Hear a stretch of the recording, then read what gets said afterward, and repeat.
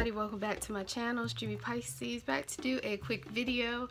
I have my son Chase, or better known as Bomani. He is here with me while I speak on the topic for today. I definitely wanted to thank you for coming to my channel. Thank you for taking time out to spend time with us and to listen to the message, and just pray peace and blessings into your life, and prosperity, and forward movement, and things that are healing. I speak that into existence for your life, and I hope you receive that. Today I just wanted to talk about Black Power for children and what that is.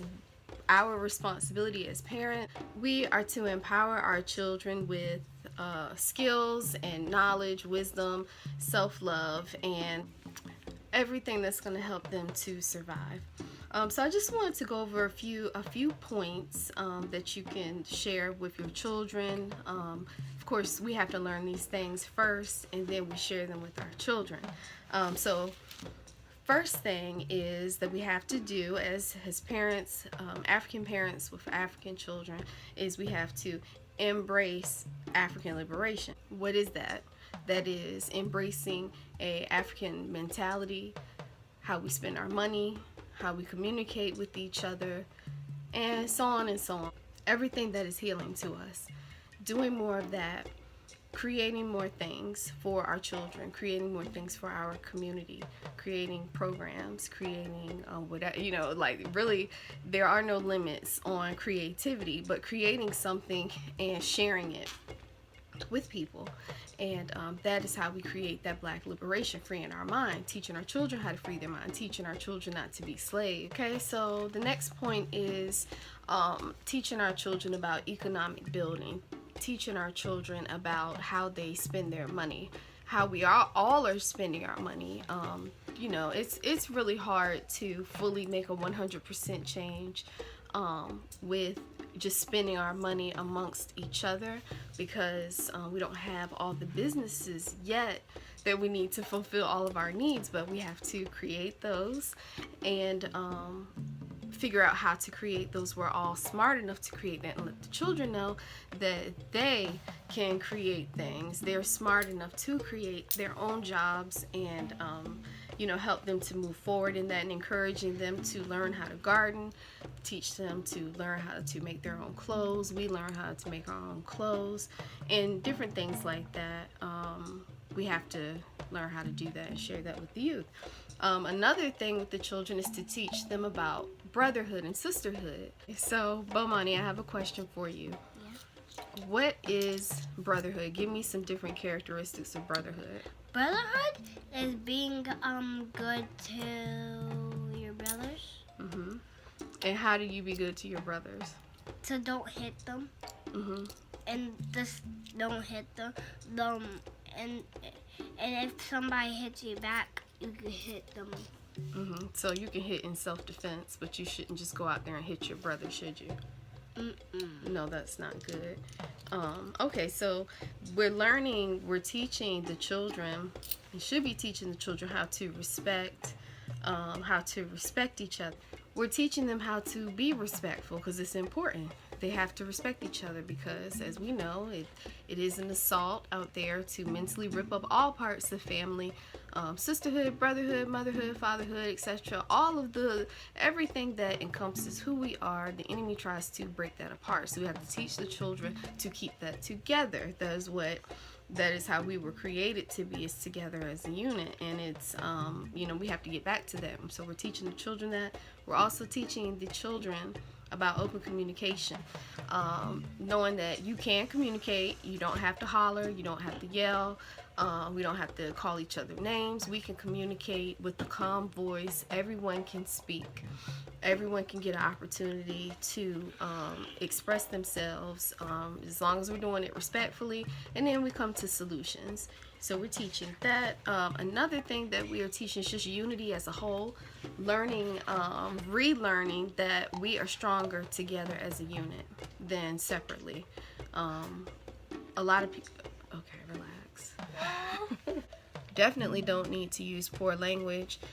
when we're communicating with one another. So we are also teaching the children about unity, letting them know that we are definitely stronger together, letting everybody know that we are stronger as a unit.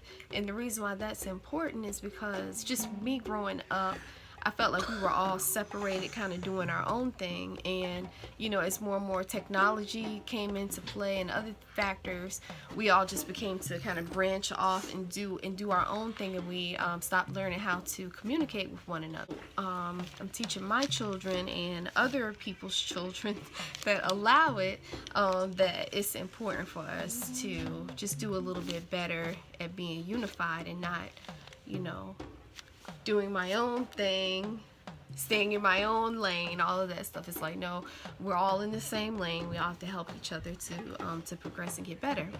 And I figured that, you know, if the children get that concept at a young age, they're going to be powerful in the future. They're not going to get that type of information at a public school.